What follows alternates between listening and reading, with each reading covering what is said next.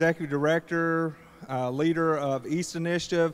But beyond that, he's a great friend to my office. I consider him a personal friend and just continues to support our offices and the Department of Education through the East Initiative, and more importantly, continues to support our schools and our students.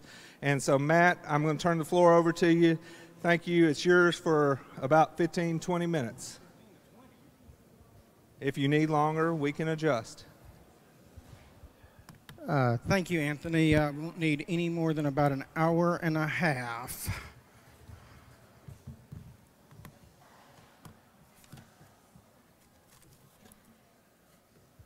Well, Anthony, thank you so much. I am honored to be the first presenter today because that took away all the pressure to impress anyone or set the tone for the day. We are lucky to be living in a time when advancements are coming at us so fast. Unfortunately, that can be overwhelming occasionally, can't it? Those advancements are being driven by technology, and that technology is allowing us to facilitate both communication and innovation. But we're also here in Arkansas lucky to be living in a place where we have leadership that understands the power that computer science brings and what it really means for our students and our state. That is opportunity and advancement. We understand that computer science is not the answer. It is a strategy. It's a strategy to get to our real goals. Welcome to Berryville. Population 5,000. Salute! In Berryville, Arkansas, a student group there is working on, or has worked to develop a wearable device using 3D printing and coding that is functionally a solid object sensor. That solid object sensor was developed because they have a colleague, a fellow classmate that is passionate about running, but severely visually impaired. That classmate is now wearing a wearable device, which you're looking at is version 1. 2 and 3 shrank considerably. A wearable device that senses when you are getting close to a solid object and begins to increase its beep and tone, and otherwise allows someone who couldn't be on the varsity team to not only be on the varsity team, but to succeed on the varsity team. Berryville is part of the East legacy, and we're proud of that. That is a legacy that wraps around and includes a vast, vast group of people. From our students that are currently enrolled, let me introduce you to Arkin. For the past 5 years, Arkin has been working on the object in his hand. That object is a prosthetic leg. And I know that seeing 3D printed prosthetics is becoming blasé in the news today. So let me up the game on that. That's Arkin's prosthetic leg. Because Arkin was born with a condition that caused him to lose his leg before he was 2 years old. He spent the last 5 years trying to build a better one because the insurance companies tell him he can only have one every 2 years. And the answer to, but it doesn't fit very well anymore, is quit growing. Not a good answer. So Arkin said, I can do better than that. For the past 5 years, he's been working with 2 orthopedic doctors and trying and trying and trying and trying, because you are not looking at the first leg he printed. You're looking at the millionth leg he printed, because the first 500,000 didn't really work out. But the one you see in his hand, he wears. He can run, he can jump. You cannot even tell that he's wearing a prosthetic device. And when he starts the 8th grade next year, I think Arkin is going to do pretty good. We have a legacy of alumni that are going on to achieve and succeed at levels people don't typically expect. I want to introduce you to Mr. Tevin Wooten. You probably have already met him if you watch the TV anytime there's a flood, famine, hurricane, or whatever, because Tevin is the youngest on-air talent that the Weather Channel has hired since the person that he's functionally replaced, Mr. Jim Cantori. Tevin is a product not only of East and Arkansas, but Tevin is a product of a desire to marry the very skills that we're talking about. Because he was an expert videographer who became good at being an on-air talent, but he wanted to be a scientist. So he went to Florida State, became a meteorologist, got picked up by the Weather Channel, and now it's Katie Bar the door. Next to him is Miss Claudia Raffo. Claudia was Miss Arkansas 2018. That's pretty impressive. What's really impressive is Claudia is a chemistry major. Now, I know that she's no longer Miss Arkansas. No, that's Darren Doglum. She was crowned last weekend.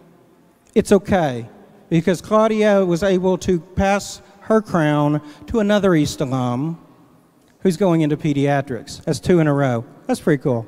Our facilitators have won or have been recognized with 6 Teacher of the Year, 6 State Teacher of the Year finalists, a Milken winner, an MIT Lemuelson Award winner, a National Environmental Educator of the Year, and many, many more. That has led to recognition of the work that we do in the East Initiative.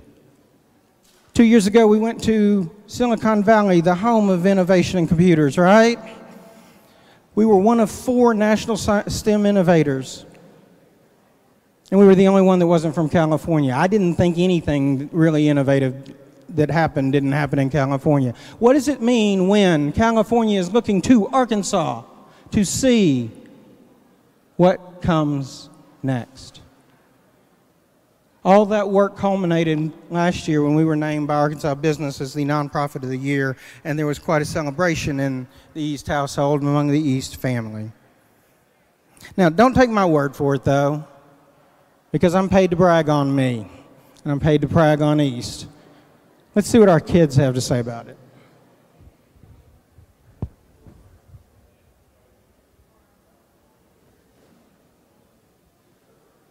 It starts with an idea. A big idea. Sometimes an idea is so big and so difficult, you have to come up with a different plan. So that's when you go to plan B. And sometimes C. Okay, sometimes you make your way through the entire alphabet. But then that idea takes root. And then it blooms. It blooms. it blooms. And that idea is born through East. Education that's powered by technology. By creative thinking and problem solving. By overcoming obstacles. Constantly revising. And continuously rebuilding. Education through community partnerships, where we collaborate with business owners. Farmers and hometown heroes. Education through real-world experiences that are cultivated inside. And outside the walls of a traditional high school, Middle school. Elementary school. And college. The skills that we learn at East will impact us for the rest of our lives. For the rest of our lives. For the rest of our lives. We have the ability to develop, build, and design architectural models. All while building character through service in our community. We can help patients recover from cancer with 3D printing and scanning. While discovering a sense of independence and self-motivation. We can preserve history with virtual reality. And build applications for today's learner. All while securing our future behind a desk. Or even outside of a building. We're better leaders.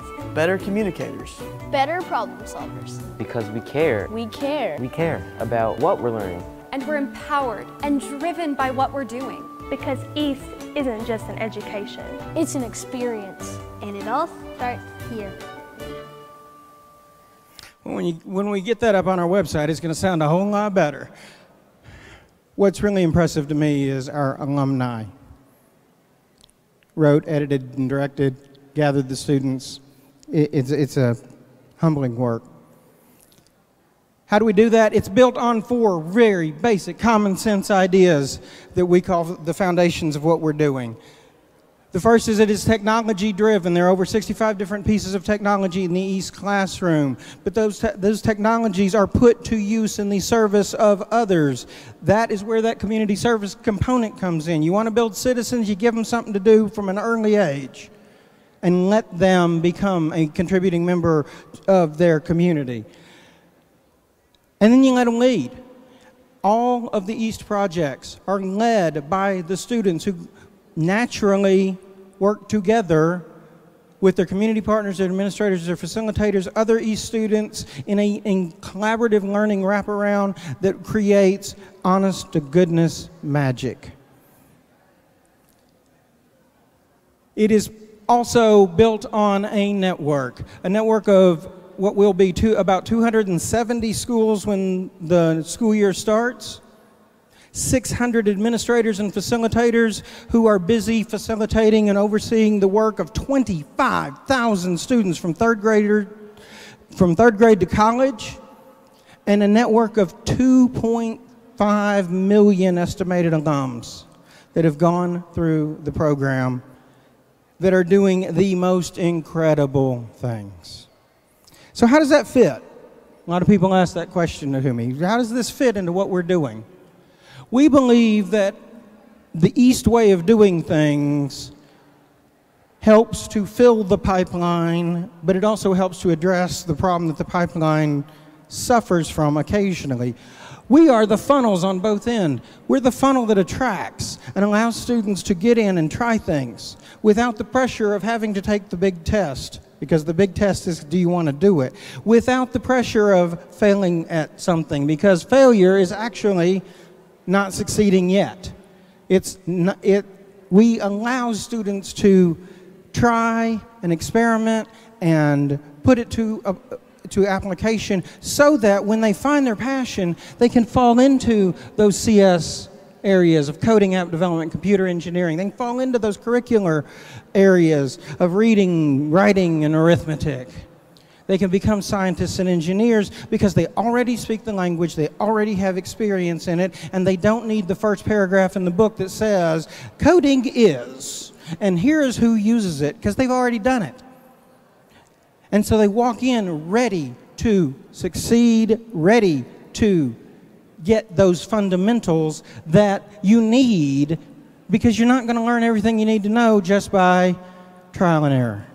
But we're not just the front-end funnel that attracts them into these fields. We're the back-end funnel that allows them to take the things that they are learning and put it to use. Because whether it be 11th grade English or application development, their classroom teacher has to take them from chapter 1 to chapter 2 to chapter 3 to chapter 4. And if they find out that what they're really interested in is object-oriented programming, that's a unit, and then you move on.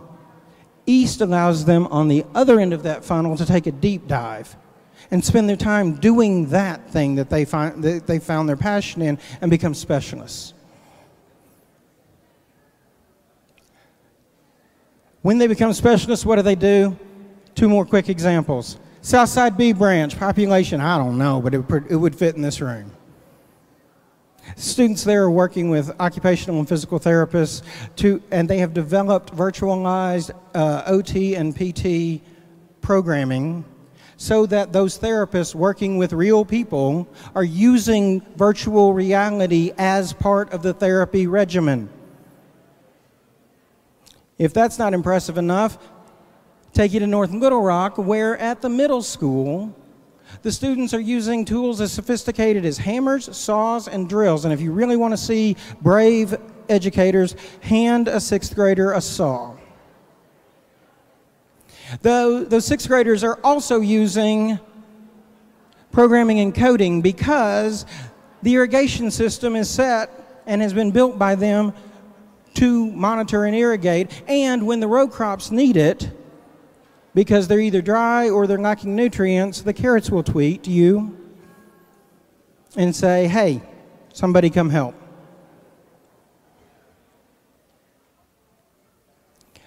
Over the years, and actually from the beginning, we have been fortunate enough to have people take a look at what we're doing and agree with us.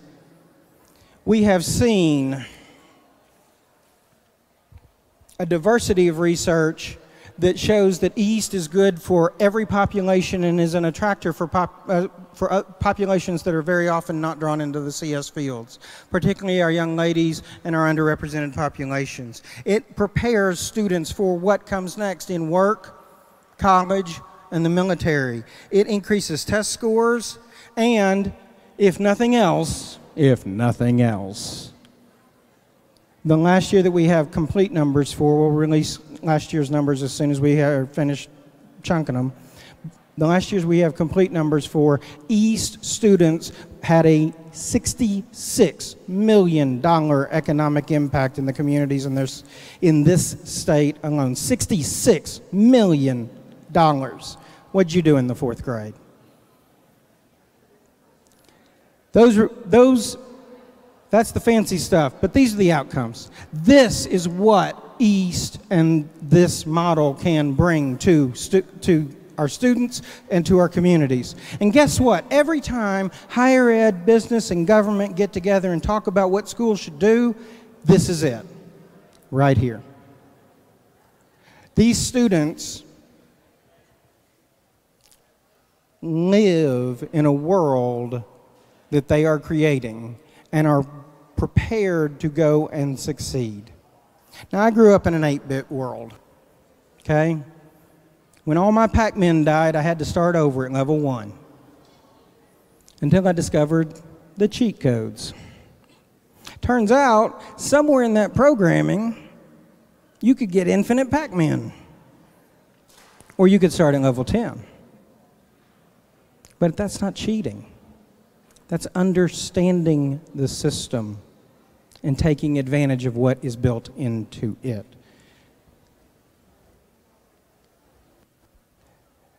My name is Matt Dozier, and I am so very grateful that for the past 23 years I have had the opportunity to work with a huge team of amazing people from the 3rd grade to the governor's office who are becoming the drivers of their own destiny. If you'd like to learn more, I'm here, Jerry's here. You can go to our website, and I want to thank you for your time today.